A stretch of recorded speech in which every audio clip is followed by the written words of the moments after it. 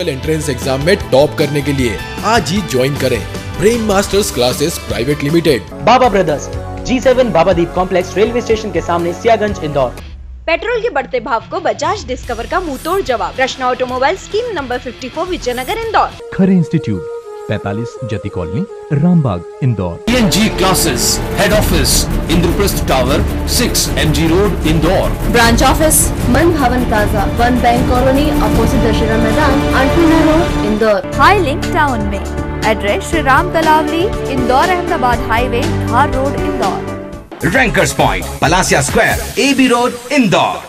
Vikrant group of institution behind veterinary college, EB road, Indore. World of sales, G8 G9 new Siyaganj, VIP route number 1, Indore.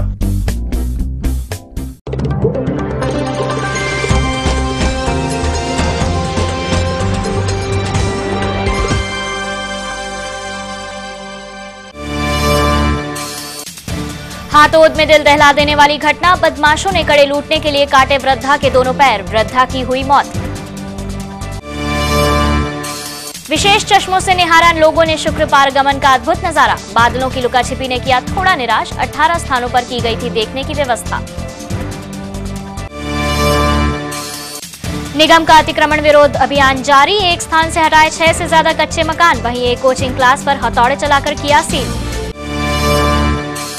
IPS Narendra की मौत हत्या नहीं बल्कि गैर इरादतन हत्या का मामला, CBI ने पेश की चार्जशीट, मामले में खनन माफिया की भूमिका से किया इनकार। जमीन के अलॉटमेंट से नाखुश हैं किसान, IIT के लिए शासन से ली थी जमीन, आवंटित भूमि पर डटे अवैध कब्जाधारी दे रहे किसानों को धमकी।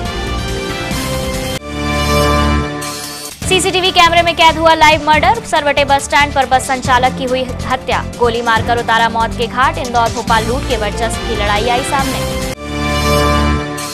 तुकोगंज क्षेत्र में गोलीकांड, शराब पी रहे बदमाशों को अपराधियों ने मारी गोली, 3 बदमाश घायल, हमले के पीछे पुराना विवाद।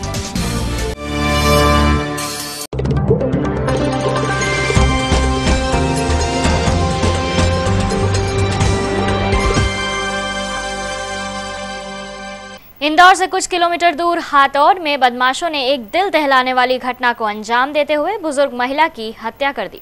लूट के इरादे से घर में घुसे बदमाशों ने बुजुर्ग महिला के पैरों से चांदी कड़े निकालने के लिए पैर काट दिए। इस जघन्य वारदात के दौरान महिला की मौत हो गई। बीती रात हाथौड़ गांव में लूट के इरादे से घुसे बदमाशों ने 65 वर्षीय लीलाबाई के दोनों पैर काट दिए। बदमाश लीलाबाई के पैरों से चांदी के कड़े निकाल कर ले गए। इस जघन्य वारदात में लीलाबाई की मौत हो गई।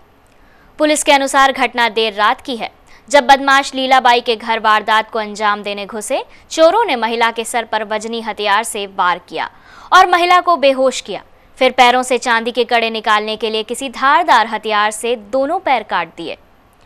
बहुत ज्यादा खून बहने और समय पर उपचार नहीं मिलने से महिला की मौत हो गई। बताया जा रहा है कि लीलाबाई के 2 बच्चे हैं, एक बेटी की शादी हो गई है, वहीं बेटा पीथमपुर में नौकरी करता है। मृतक महिला घर में अकेली रहती है और मजदूरी करती है। बुधवार सुबह जब साथ में मजदूरी करने वाले लोग घर पहुंचे तो लीलाबाई को घर में मृत देखकर पुलिस को सूचना दी। पुलिस ने हत्या और लूट का मामला दर्ज कर जांच शुरू कर दी है। नगर निगम ने बुधवार को एक साथ 2 स्थानों पर कार्यवाही कर अवैध निर्माण और अतिक्रमण को ध्वस्त किया। कार्यवाही के तहत आधा दर्जन कच्चे मकानों को भी तोड़ा गया, वहीं एक कोचिंग क्लास को सील करने के साथ ही उसके पार्किंग स्थल के अवैध निर्माण को भी तोड़ा गया। इधर निगम के दस्ते ने अवैध होर्डिंग्स के विरुद्ध भी अभियान छेड़ा और पलासिया क्षेत्र से होर्डिंग्स को हटाने के साथ ही जब्ती की कार्यवाही की। नगर निगम का अवैध निर्माण और अतिक्रमण के खिलाफ अभियान जारी है। निगम ने बुधवार को 2 क्षेत्रों में अपना अभियान चलाया। निगम के अमले ने पहली कार्यवाही परदेशीपुरा क्षेत्र स्थित रेडीमेड कॉम्प्लेक्स से शुरू की। कार्यवाही में मेन रोड पर बने आधा दर्जन कच्चे मकान और अन्य अवैध निर्माण को ध्वस्त किया गया। कुछ लोगों ने स्वेच्छा से अवैध निर्माण को तोड़ा। निगम भवन अधिकारी BR लोधी ने बताया कि मकान अवैध होने के साथ ही सीवर लाइन डालने में बाधा बने हुए थे। कनकेश्वरी मंदिर से और रेडीमेड कॉम्प्लेक्स की तरफ जाने वाली सड़क पे 7 मकान अतिक्रमण में थे, सड़क पे थे, इनको हटा रहे हैं। इसकी वजह से सीवर लाइन, जो प्राइमरी लाइन सीवर प्रोजेक्ट की डल रही है, ये भी बाधित हो रही थी और फीडर रोड का भी काम रुक रहा था। इसकी आज होने वाली कार्रवाई कर रहे हैं। निगम द्वारा दूसरी कार्यवाही अन्नपूर्णा और सुदामा नगर क्षेत्र में की गई। निगम के अमले ने सुदामा नगर स्थित खंडेलवाल इंस्टीट्यूट के अवैध निर्माण को ध्वस्त किया। इंस्टीट्यूट संचालक ने पार्किंग स्थल पर अवैध निर्माण कर इंस्टीट्यूट खोल लिया था।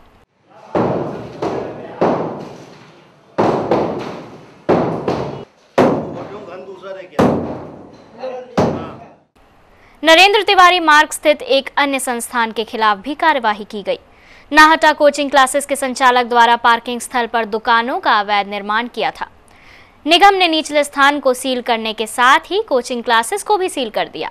निगम अधिकारी अशोक शर्मा के अनुसार उच्च न्यायालय के आदेश पर 3 स्थानों पर कार्यवाही की गई। माननीय उच्च न्यायालय में दायर पिटीशन के में दिए गए निर्देश के क्रम में नाहटा कोचिंग क्लासेस 81 सुदामा नगर में आज कार्रवाई की गई है। ऊपर कोचिंग क्लास पे सील किया गया है और नीचे रेजिडेंशियल यूज़ की जगह इन्होंने कमर्शियल खोल लिया है। इसके अलावा एक रेवेन्यू नगर में कार्रवाई की गई, वहाँ पर कोचिंग क्लास चलती थी, उन्होंने स्वयं रात को ही सारे पार्टीशन हटा करके कोचिंग क्लास बंद कर दी है। इसके अलावा अभी एक कोचिंग क्लास पे और गए थे हम, तो वहाँ उसका पार्किंग में जो निर्माण था उसको तोड़ दिया गया है। इधर निगम ने बुधवार को अवैध होर्डिंग्स के खिलाफ भी अभियान छेड़ा। अभियान के तहत पलासिया क्षेत्र में अवैध होर्डिंग्स हटाने के साथ ही जब्ती की कार्यवाही की गई। निगम राजस्व समिति के प्रभारी चंदू शिंदे के अनुसार सरकारी भूमि पर से अवैध होर्डिंग्स को हटाए जाने के साथ ही निजी भवनों से भी होर्डिंग्स को हटाया जाएगा। कार्यवाही निरंतर जारी रहेगी। मुरैना में हुए आईपीएस नरेंद्र कुमार की मौत के मामले में सीबीआई ने बुधवार को नया खुलासा किया कि नरेंद्र की मौत हत्या नहीं बल्कि गैर इरादतन हत्या है। सीबीआई ने चालान में लिखा कि मामले में खनन माफिया का कोई हाथ नहीं है। केंद्रीय अन्वेषण ब्यूरो की टीम ने सीबीआई प्रभारी न्यायाधीश सुमन श्रीवास्तव की कोर्ट में चालान पेश किया। चालान में 42 गवाहों के बयान दर्ज हैं। चालान पेश होने के बाद राज्य सरकार ने भी राहत की सांस ली है। 8 मार्च को मुरैना में हुए आईपीएस नरेंद्र कुमार हत्याकांड के मामले में सीबीआई ने बुधवार को न्यायाधीश सुमन श्रीवास्तव की अदालत में 12 पेज की चार्जशीट पेश की। चार्जशीट में 52 दस्तावेज पेश किए गए। कोर्ट में सीबीआई जांच अधिकारी रिचपाल सिंह भी मौजूद थे। सीबीआई ने आरोपी मनोज गुर्जर पर गैर इरादतन हत्या का मामला बताते हुए धारा 304, 353 और मोटर व्हीकल एक्ट के तहत चालान पेश किया। वहीं सीबीआई वकील एएच खान ने कहा कि इस घटना में खनन माफिया के शामिल होने के कोई सबूत नहीं है। यह हत्या नहीं गैर इरादतन हत्या का मामला है। और मोटर व्हीकल एक्ट के तहत चार्जशीट सबमिट की, जिसमें इंटेंशनली मर्डर का कोई मामला नहीं पाया गया और न कोई पॉलिटिकल इन्वॉल्वमेंट पाया गया। इसमें सीबीआई ने जो चार्जशीट सबमिट की है करीब 41 से 42 गवाह हैं और 51 या 52 डॉक्यूमेंट है। हाँ, वो गैर इरादतन हत्या का मामला है, वो हत्या का मामला 302 का केस नहीं बनता, 304 का है। हाँ, 304 का है और आपका 353 का है सरकारी काम में हस्तक्षेप करने का और गाड़ी के कागजात या ड्राइविंग लाइसेंस न होने का उसका केस। गौरतलब है कि मुरैना में एसडीओपी नरेंद्र कुमार को अवैध खनन की सूचना मिली थी। सूचना पाकर मौके पर पहुंचे नरेंद्र ने अवैध खनन रुकवाया। वहीं ट्रैक्टर की चपेट में आने से नरेंद्र को गंभीर चोटें आई थी। इलाज के लिए अस्पताल ले जाते समय रास्ते में ही नरेंद्र की मौत हो गई थी। हत्या के आरोप में ट्रैक्टर चालक मनोज गुर्जर को गिरफ्तार किया गया था। नरेंद्र कुमार 2009 बैच के आईपीएस अधिकारी थे। उनकी पत्नी भी आईपीएस अधिकारी हैं। आरोपी मनोज 11 जून तक जेल में न्यायिक हिरासत में है। शुक्र पारगमन को देखने के लिए इंदौर के विभिन्न 18 स्थानों पर खास इंतजामात किए गए थे। पत्र सूचना कार्यालय में लगाए गए विशेष दूरबीनों और खास चश्मों से लोगों ने सूरज को निहारकर शुक्र का पारगमन देखा। इंदौर के पत्र सूचना कार्यालय पर जो नज़ारा आप देख रहे हैं, इसे इंदौर वासियों की उत्सुकता कहा जाए तो अतिशयोक्ति नहीं होगी, क्योंकि ये मौका ही खास जो है। लोग भी मानते हैं कि आज के दिन का वे बेसब्री से इंतजार कर रहे थे। वहीं पारगमन को देखने आए बच्चों को कुछ देर निराश भी होना पड़ा। मैं ट्रांजिट ऑफ वीनस देखने आई हूँ। मैं जब से आई हूँ तब से मैंने अभी तक देखा नहीं है। मैंने अभी सोलर फिल्टर से सन देखा है। सोलर फिल्टर से देखने के बाद मुझे काफ़ी अच्छा लगा। मैं वेट कर रही हूँ कब बादल हटेंगे एंड मैं टेलीस्कोप से देख पाऊँगी। मैं सुबह से बहुत ज़्यादा एक्साइटेड हूँ कि कब देखूँगी एंड आई एक्चुअली होप कि मुझे दिख जाए। I am quite excited.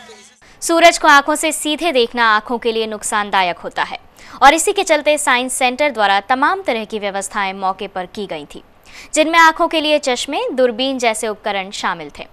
वैज्ञानिकों ने बताया कि पारगमन देखने के लिए इनका होना बेहद जरूरी है। पॉलीमर फिल्म से बना हुआ है। एक वाइट पॉलीमर फिल्म से होता है, दूसरा रेड पॉलीमर फिल्म से। इसको देखने से जो सन की जो अल्ट्रावायलेट किरणें होती है इस चश्मे से इसमें सोख लेती है, तो जो आपकी आंखों पे इफेक्ट नहीं पड़ता है। बाकी कंटिन्यू चश्मे के माध्यम से इसको कंटिन्यू में नहीं देखना चाहिए, क्योंकि कुछ सेकंड का ड्रॉप कर लेना। सन के अल्ट्रावायलेट किरणें आपकी आंखों पर नुकसानदायक नहीं रहे, और इसमें हॉल नहीं होना चाहिए। और कोशिश होना चाहिए कि आप पिन और कैमरा के माध्यम से भी आप लोग देख सकते हैं, बॉल को बना के भी आप लोग देख सकते हैं। Bureau report, BTV news. सीमा सुरक्षा बल प्रशिक्षण केंद्र में देश के अलग अलग जगह से आए नव आरक्षकों ने 34 सप्ताह की कड़ी मेहनत के बाद शानदार परेड कर सरहद की हिफाजत की शपथ ली।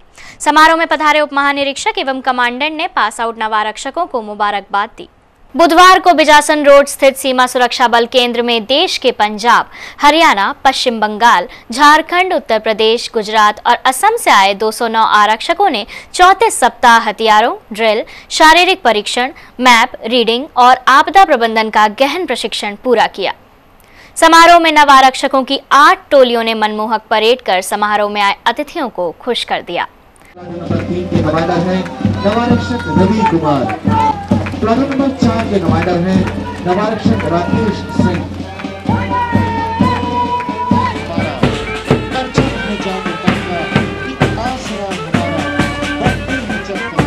समारोह में प्रशिक्षण के समय ऑलराउंड बेस्ट का स्थान प्राप्त करने वाले नव आरक्षक विनोद चोपड़ा, गुरविंदर सिंह, जगनदीप बाबा, सतीश कुमार और मनीष को उप महानिरीक्षक एवं कमांडेंट राकेश शर्मा ने मेडल से नवाजा।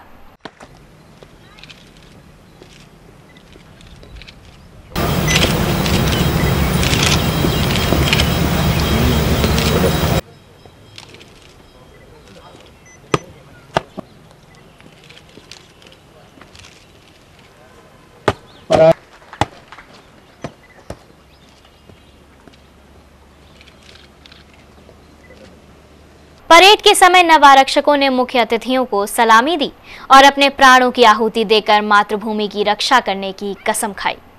उप महानिरीक्षक ने बताया कि बुनियादी प्रशिक्षण का मुख्य उद्देश्य ऐसा प्रहरी बनना है जो हर परिस्थिति में देश की सेवा कर सके। बुलेटिन में खबरें अभी और भी हैं, लेकिन फिलहाल लेते हैं एक छोटा सा ब्रेक। आप देखते रहिए BTV न्यूज।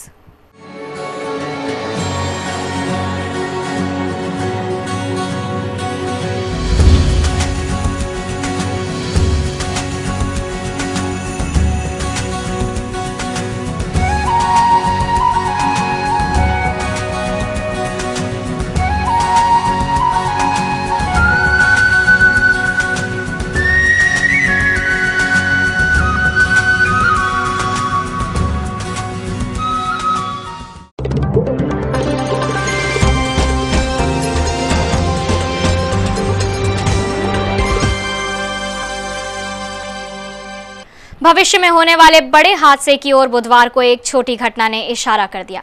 हुआ यूं कि वार्ड क्रमांक 47 के गीतानगर के नाले पर वैक्यूम सक्शन मशीन द्वारा ड्रेनेज लाइन की सफाई की जा रही थी कि अचानक मशीन कमजोर पुल में धंसती चली गई। ताबड़तोड़ यातायात बंद करवाया गया और फंसी मशीन को बिना किसी जनहानि के JCB की मदद से निकलवाया। खास बात यह है कि इस पुल से हर दिन लगभग 70 से 80 बसें निकलती हैं। बुधवार को यदि ये घटना नहीं होती तो निश्चित ही भविष्य में कोई बड़ा हादसा सुनने को मिल सकता था। वार्ड क्रमांक 47 के गीतानगर स्थित नाले पर बने पुल के नजदीक ड्रेनेज को साफ करने आई नगर निगम की वैक्यूम सक्शन मशीन कमजोर पुल पर धंस गई। मशीन के फंसने से यातायात काफी देर तक प्रभावित होता रहा है। पुलिस पर धंसे ट्रक को JCB की मदद से निकलवाया गया।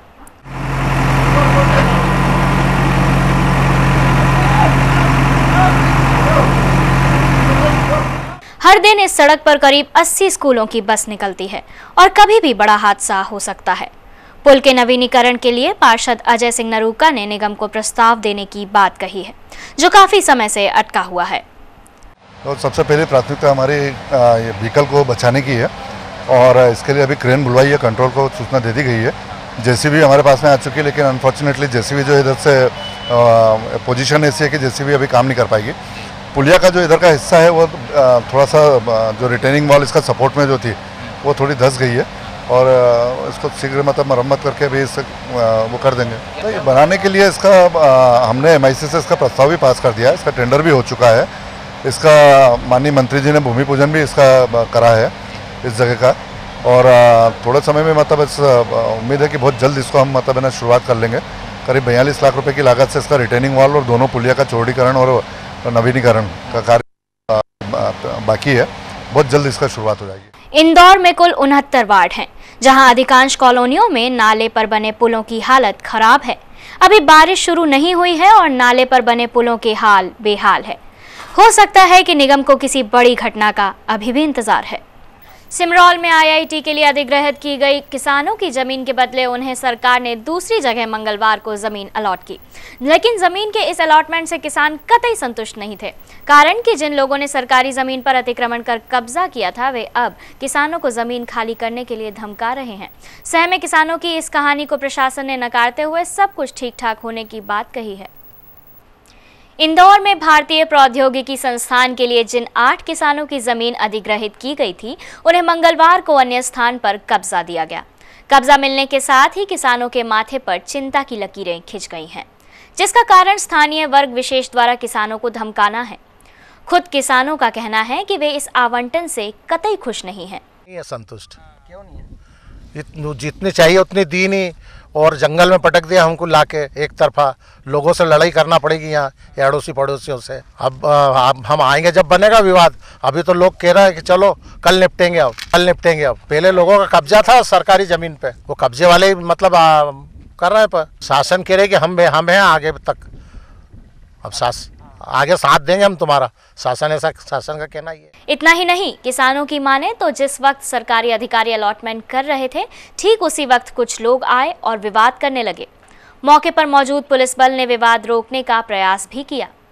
नहीं सर, इस जमीन से संतुष्ट नहीं है। कारण ये है कि जो जमीन पूरी बंजर दी गई है हमें, और दूसरी बात क्या है कि विवादित जमीन है। आसपास के लोग आए दिन धमकी देते हैं हमको कि बोले अभी तो पुलिस है, फिर कल देखते हैं तुमको क्या होता है। नहीं, प्रशासन से हमने बात की तो प्रशासन बोलता है बोले कोई विवादित नहीं है, आपको हम ये रजिस्ट्री करके दे रहे हैं। उसके बाद कोई तकलीफ देता है तो अभी तो हम हैं। आज भी विवाद हुआ था, महिलाएं आई थी, पुलिस फोर्स से बुलाया गया था, फिर जाके वो लोग हटे और तब ये हरकत हुई जमीन। वहीं दूसरी तरफ सरकारी अधिकारी इस बात से कोई इत्तेफाक नहीं रख रहे हैं कि मंगलवार को हुए आवंटन में विवाद की स्थिति बनी। ये जो भारतीय प्रौद्योगिकी संस्थान के लिए मध्य प्रदेश शासन ने ज़मीन दी है, और उसी में ये जो अभी आप लोग देख रहे हैं 8 ऐसे किसान थे जिनको हमको मतलब राज्य शासन ने ये निर्णय लिया था कि उनके भूमि के बदले भूमि देंगे, और आज उन 8 में से 7 किसानों को कब्जा देने की कार्रवाई पूरी हो गई। कोई विवाद की स्थिति निर्मित नहीं हुई, और जो भी गांव के लोग हैं जो यहाँ पे खेती कर रहे थे, उन लोगों ने बहुत ही सहयोग किया है, और सब लोगों ने मिल बैठ करके यहाँ तय किया कि कोई विवाद की स्थिति निर्मित नहीं होनी है, और शांतिपूर्ण ढंग से पूरा कब्जा देने की कार्रवाई पूरी हुई। यदि कुछ किसानों की ऐसी बात हो सकती है, लेकिन उसमें भूमि की किस्म जो है वो मायने रखती है, और भूमि की किस्म सिंचित असिंचित इसके आधार पर लैंड का एक्सचेंज होता है, और उसी के आधार पर कैलकुलेट होकर के जिस किसान के हिस्से में जितनी ज़मीन आ रही थी उस किसान को उतनी ज़मीन दी गई है। बताया जा रहा है कि जिस 40 एकड़ जमीन को 7 किसानों को दिया गया है, उस पर अपने हक की लड़ाई करने का दावा करने वाले लोग आने वाले वक्त में कब्जाधारी किसानों को परेशान करेंगे। पिछले दिनों सिरपुर तालाब के पास मिले मानव भ्रूण के मामले में स्वास्थ्य विभाग को सौंपी गई जांच पूरी नहीं हो पाई है। स्वास्थ्य विभाग ने इस मामले में प्राथमिक तौर पर जांच कर मामले में अपराध की संभावना तलाशने की बात कही। पिछले कुछ दिनों पहले सिरपुर के पास ग्वाला गांव में अविकसित 9 भ्रूण कोई एक थैले में रखकर छोड़ गया था। पुलिस को खबर मिली तो मामला जांच में भी आया। एडीएम ने जांच के आदेश स्वास्थ्य विभाग को भी दिए कि वो अपने लेवल पर जाकर अपराधी की धरपकड़ करे, लेकिन अब तक विभाग बैठकों और अन्य कामों से फुर्सत ही नहीं निकाल पाया। जॉइंट डायरेक्टर हेल्थ डॉक्टर पंडित के मुताबिक अभी जांच पाइपलाइन में है और जल्द इसका पता लगा लिया जाएगा, और अगर अपराध बनता है तो दर्ज भी किया जाएगा। एडीएम ने उसमें जांच के आदेश दिए हैं, और उसमें हमारे जो सिविल सर्जन हैं वो जांच कर रहे हैं। पुलिस भी उसमें जो है जांच की प्रक्रिया में है। अभी उसमें स्थिति स्पष्ट नहीं हुई है, पर प्रारंभिक रूप से जो लग रहा है वो किसी शैक्षणिक संस्थान के जहां मेडिकल टीचिंग या पैरामेडिकल का टीचिंग होता था, वहां जो वो प्रिजर्व करके रखे गए थे, और उनका सही तरह से जो है बायोमेडिकल वेस्ट का जिस तरह से जो डिस्पोजल होना चाहिए वो नहीं किया गया है। पर अभी जो है चूँकि प्रकरण विवेचना में, और सिविल सर्जन उस मामले को देख नहीं। देखिए क्या है, ये बायोमेडिकल बायोमेडिकल वेस्ट है, तो जो है मध्य प्रदेश प्रदूषण बोर्ड की जो इंदौर इकाई है, यदि वो बायोमेडिकल वेस्ट के संबंध में जो इस तरह की यदि कोई अनियमितता बनती है तो निश्चित रूप से वो कार्रवाई करेगी। नहीं, अपराध की तो इसमें यह है कि ये जो है जब तक पूरा जो है इन्वेस्टिगेशन नहीं होगा, विवेचना के बाद ही ये स्थिति सामने आएगी कि आखिर ये चीज़ आई कहाँ से। अपराध बन भी सकता है। बहरहाल जांच समय पर पूरी होगी इसकी संभावना देखना तो मुश्किल लग रहा है, क्योंकि स्वास्थ्य विभाग अपने ही कामों से कभी फुर्सत नहीं होता, तो वो इसकी खोजबीन क्या कर पाएगा। Bureau report, BTV news. स्वास्थ्य विभाग में मौजूद कमियां समीक्षा बैठक के दौरान उजागर हुई। बैठक में इस बात का खुलासा हुआ कि विभागीय मशीनों में ज्यादातर या तो खराब है या फिर मरणासन स्थिति में है। वहीं MCDS की स्थिति भी इंदौर जिले में बेहतर नहीं मानी जा सकती। इंदौर के जिलों में स्वास्थ्य सेवाओं की माली हालत खस्ता है, इस बात को खुद स्वास्थ्य विभाग के अधिकारी भी मानते हैं, लेकिन इस समस्या को जड़ से खत्म करने में ना तो वे खुद और ना ही कोई और सामने आया है। वहीं उपकरणों की बात करें तो संभाग के ज्यादातर एक्सरे मशीन खराब पड़ी हैं, जिन्हें सुधरवाने के निर्देश संभागीय अधिकारियों ने बुधवार को सभी जिलों को दिए। हालांकि केवल निर्देश देने भर से समस्या हल होगी, ऐसा मानकर चलना बेईमानी होगा। समीक्षा बैठक में खास तौर पर आगामी 13 तारीख को भोपाल में होने जा रही उच्च स्तरीय बैठक की तैयारी करना शामिल था, जिसमें सभी जिलों से मासिक रिपोर्ट, अस्पतालों व सेवाओं की वर्तमान स्थिति अधिकारियों से जानी गई। बैठक में मोटे तौर पर संपूर्ण स्वास्थ्य सबके लिए योजना, ग्राम स्वास्थ्य समिति व ग्राम स्वास्थ्य पोषण दिवस का आकलन, ग्राम आरोग्य केंद्र की जानकारी, मातृ व शिशु सेवाओं की जानकारी समेत तमाम मुद्दों पर चर्चा की गई। बैठक के अलावा जानकारी देते हुए संभागीय अधिकारी डॉक्टर शरद पंडित ने बताया कि जल्द ही एक प्रस्ताव आने जा रहा है, जिसमें योजनाओं के अप्रूवल का डिसेंट्रलाइजेशन किया जाएगा। इसके तहत अब कलेक्टर व अन्य अधिकारी भी योजनाओं से जुड़े मुद्दों पर सीधी कार्यवाही कर सकेंगे। मंगलवार सुबह हुए मनोज सोनकर हत्याकांड में पुलिस ने देर शाम मनोज को गोली मारते हुए CCTV फुटेज जारी कर दिए।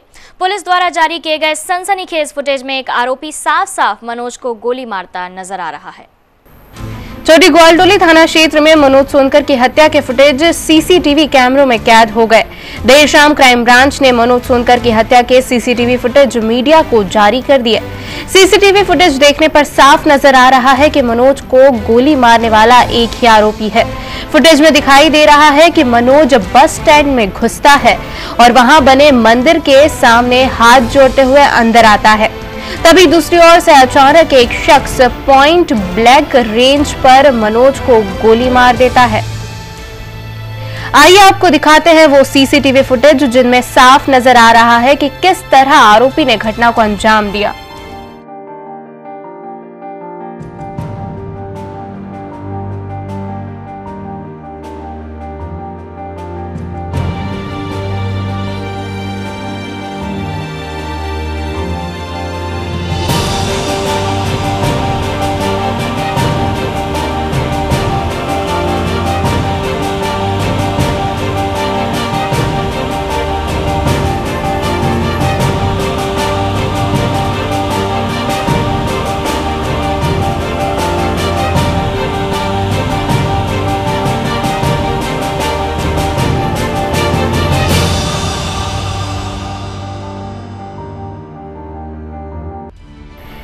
मनोज की हत्या के मामले में पुलिस शाम होने से पहले 4 आरोपियों माधव सोनकर, गुलाब सोनकर, निर्मल सोनकर और राकेश के खिलाफ नामजद रिपोर्ट दर्ज कर ली थी, मगर SSP SI मनोहर ने CCTV फुटेज में गोली चलाने वाले आरोपी की शिनाख्त होने से इनकार किया है।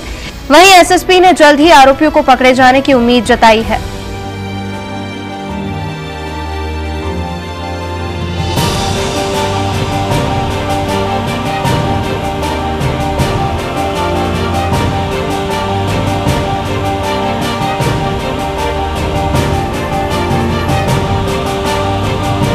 बुलेटिन में खबरें अभी और भी हैं, लेकिन फिलहाल लेते हैं एक छोटा सा ब्रेक। आप देखते रहिए BTV न्यूज।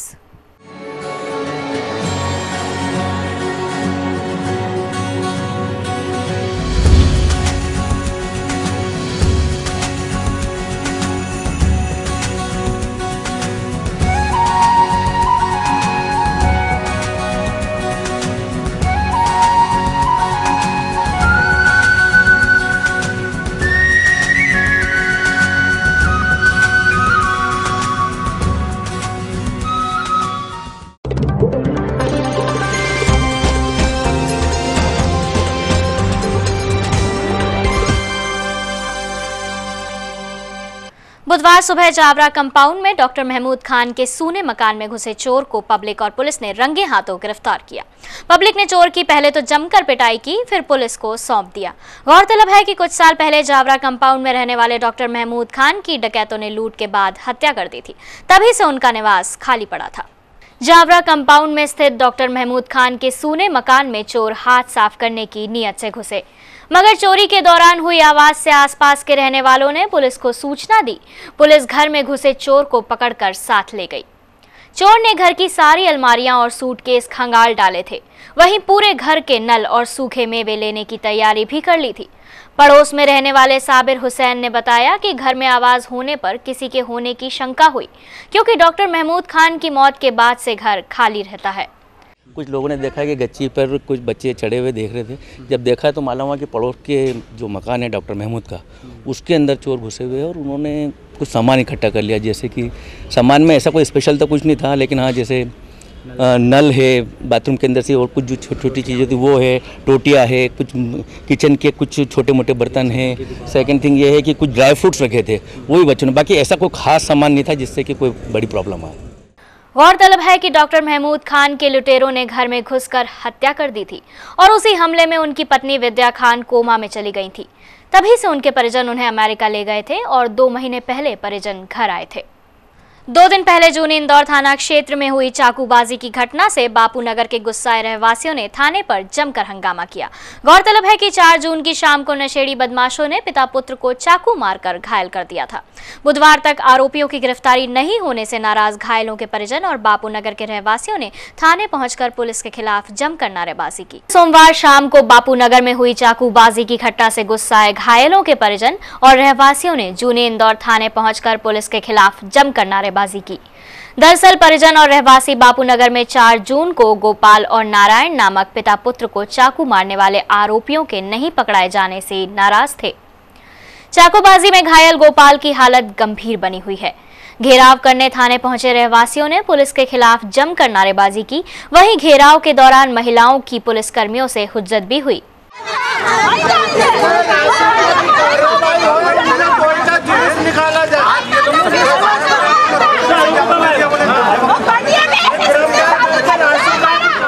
रहवासियों के साथ थाने पहुंचे घायल गोपाल के पिता नारायण ने पुलिस पर पक्षपातपूर्ण कार्यवाही करने का आरोप लगाया।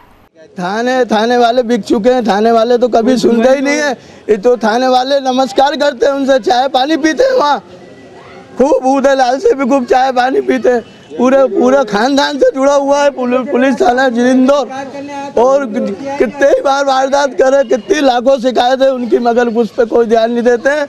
और कोर्ट में जा के पैसे भर छुड़ा के और यहाँ ला के सबको छोड़ देते हैं और बोले पियो दारू, ऊपर मटन बन रही है, इधर मांस आ रही है, इधर।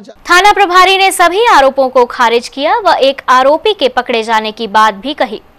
एक मुलजिम अरेस्ट हो गया है, बाकी मुलजिम की तलाश की 2 मुलजिम है, एक मुलजिम की तलाश की जा रही है। नहीं गलत है, ये गलत है, कोई पुलिस वहाँ लगी हुई है, उसी गिरफ्तारी के प्रयास किए जा रहे हैं। नहीं गलत है वो गलत है। बापू नगर में हुई घटना के बाद पुलिस भले ही एक आरोपी के पकड़े जाने का दावा कर रही हो, मगर गुस्साए परिजनों की माने तो पुलिस अपराधियों को पकड़ने में आनाकानी कर रही है।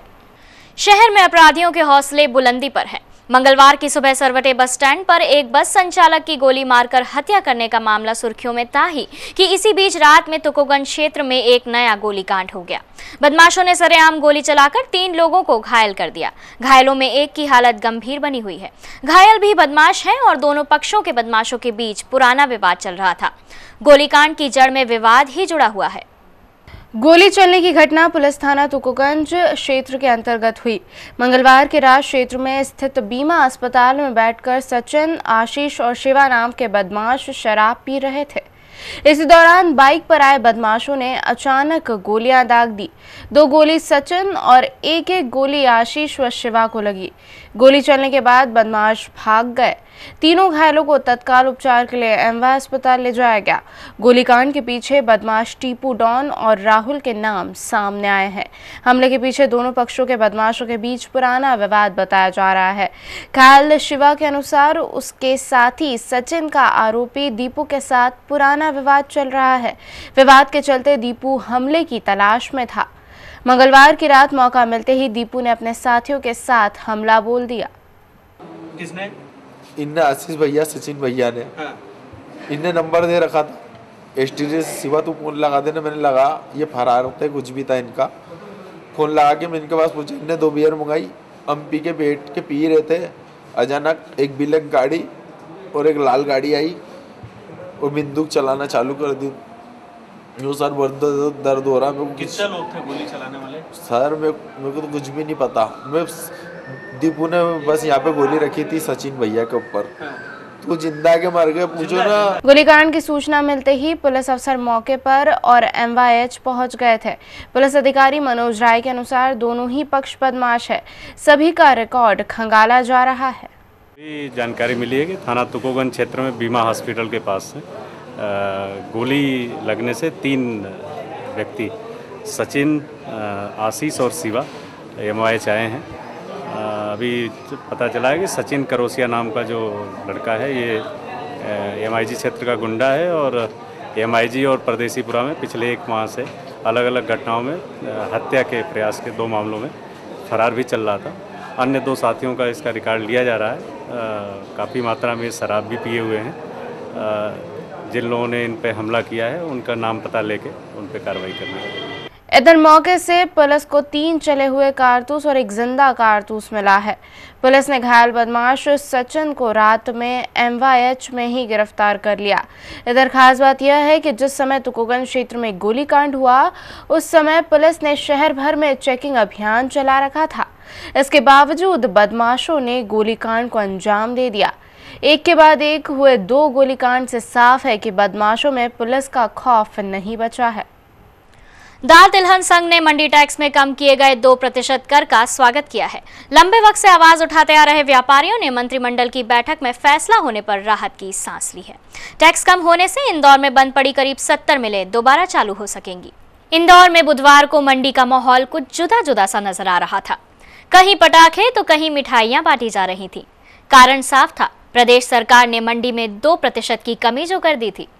टैक्स लगने से इंदौर के करीब 70 दाल मिलें या तो बंद हो चुकी थी या इस कगार पर थी। सरकार ने इस पर 2% टैक्स 25 फरवरी को लगा दिया, जिसके कारण 70% कारखाने यहाँ के ठप हो गए और मध्य प्रदेश के बाहर की दाल मिलों का व्यापार चलने लगा। माननीय मुख्यमंत्री जी से हम मिले और उन्होंने हमको आश्वासन दिया कि ये मैं जल्दी कर दूंगा और कल मंत्रिमंडल की बैठक में उन्होंने इसको 1 साल के लिए मंडी टैक्स से छूट प्रदान किए। उनका बहुत बहुत आभार, धन्यवाद। अब हमारे कारखाने जो बाहर के माल के कारण यहाँ ठप थे वो पुनः काम कर सकेंगे।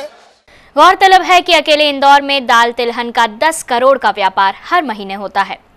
वहीं सरकार द्वारा प्रति किलो पर 80 पैसे का मंडी कर लगाया जा रहा था, जिसकी लड़ाई व्यापारी पिछले लंबे समय से लड़ते आ रहे थे।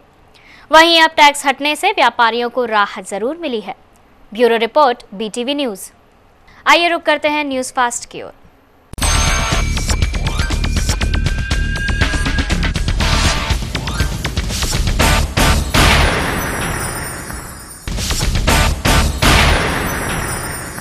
बुधवार को एरोड्रम रोड स्थित अंजनी नगर में MP public higher secondary school ने 10वीं में अव्वल आने वाले विद्यार्थियों का सम्मान किया। स्कूल के विद्यार्थियों ने बताया कि शिक्षकों के सही मार्गदर्शन से स्कूल का रिजल्ट इस बार 80% रहा, जिसमें स्कूल के अजय जोशी ने 90 और अविनाश ने 85% अंक प्राप्त किए। इसके साथ ही स्कूल में सभी टॉपर्स ने भविष्य में डॉक्टर, इंजीनियर बनने की प्लानिंग भी की। महिंद्रा ने अपनी बहुप्रतीक्षित नई SUV 500 बुधवार को लॉन्च की। महिंद्रा एंड महिंद्रा लिमिटेड ने अपनी इस बहुप्रतीक्षित गाड़ी को लॉन्च करने के लिए इंदौर को चुना। पूरे भारत में SUV की बुकिंग 8 जून से शुरू हो जाएगी। महिंद्रा एंड महिंद्रा के आशीष मलिक ने बताया कि ग्राहकों से मिली जबरदस्त प्रतिक्रिया से वे बेहद खुश हैं और मासिक उत्पादन क्षमता बढ़कर 4000 वाहन तक हो गई है।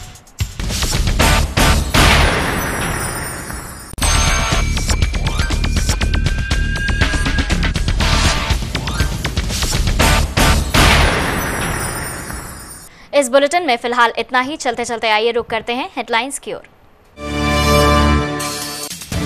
हाथोद में दिल दहला देने वाली घटना, बदमाशों ने कड़े लूटने के लिए काटे वृद्धा के दोनों पैर, वृद्धा की हुई मौत। विशेष चश्मों से निहारा लोगों ने शुक्र पारगमन का अद्भुत नजारा, बादलों की लुका छिपी ने किया थोड़ा निराश, 18 स्थानों पर की गई थी देखने की व्यवस्था। निगम का अतिक्रमण विरोध अभियान जारी, एक स्थान से हटाए 6 से ज्यादा कच्चे मकान, वहीं एक कोचिंग क्लास पर हथौड़े चलाकर किया सील। आईपीएस नरेंद्र की मौत हत्या नहीं बल्कि गैर इरादतन हत्या का मामला, सीबीआई ने पेश की चार्जशीट, मामले में खनन माफिया की भूमिका से किया इनकार। जमीन के अलॉटमेंट से नाखुश हैं किसान, आईआईटी के लिए शासन से ली थी जमीन, आवंटित भूमि पर डटे अवैध कब्जाधारी दे रहे किसानों को धमकी। सीसीटीवी कैमरे में कैद हुआ live murder, Sarwate bus stand पर बस संचालक की हुई हत्या, गोली मारकर उतारा मौत के घाट, इंदौर भोपाल लूट के वर्चस्व की लड़ाई आई सामने। तुकोगंज क्षेत्र में गोलीकांड, शराब पी रहे बदमाशों को अपराधियों ने मारी गोली, 3 बदमाश घायल, हमले के पीछे पुराना विवाद।